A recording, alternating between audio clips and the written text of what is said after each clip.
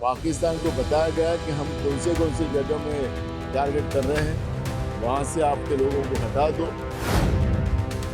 Computer में जो छोटे बच्चे गेम खेलते हैं वो गेम खेला गया।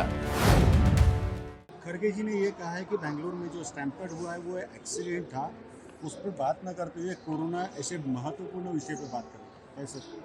देखो, अभी हमारे राष्ट्रीय अध्यक्ष जी ने जो बात कही है, जो मूल इशू है, वो मूल इशू को डाइवर्ट करने के लिए एकाध घटना को जिस तरह से आगे बढ़ाने का काम बीजेपी करती है, मोदी मीडिया करती है, और कोरोना जैसा एक महत्वपूर्ण इशू जो है जिससे कई लोगों की जानें गई, जो वैक्सीनेशन दिया गया उसके परिणाम अभी भी जनता भुगत रही है। बड़े पैमाने में हार्ट अटैक हो रहे हैं, ब्रेन अटैक आ रहा है, दमा की बीमारियां हो रही है, जवान लोग मर रहे हैं।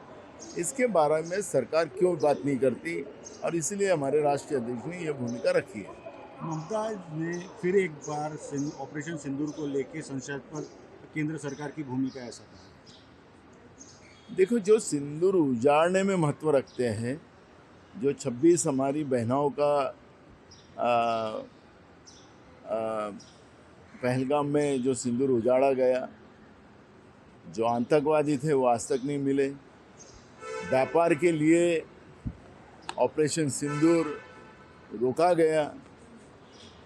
अमेरिका के राष्ट्रपति ट्रम्प ने, और एक बार नहीं, एक डजन बार कहा है कि हमने दोनों देशों को धमकाया है कि हम तुम्हारा व्यापार बंद कर देंगे और इसलिए आप युद्ध विराम करना चाहिए, और उन्हीं के इशारे पे ये ऑपरेशन सिंदूर रोका गया।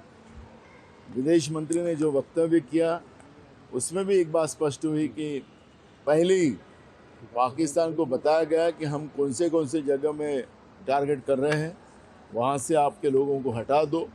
तो इसका मतलब है कि कंप्यूटर में जो छोटे बच्चे गेम खेलते हैं वो गेम खेला गया, और जो आतंकवादियों ने हमारी बहनों का सिंदूर छीना था उनके बारे में देश के प्रधानमंत्री ने क्यों नहीं बात रखी, ये भी सवाल देश की जनता के सामने है।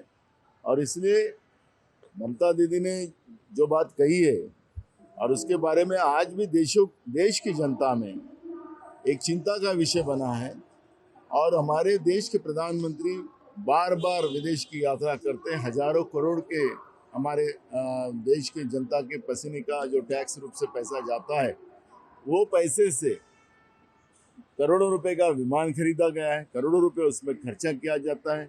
ऑपरेशन सिंदूर के समय एक भी देश हमारे भारत देश के साथ क्यों खड़ा नहीं था, ये भी अब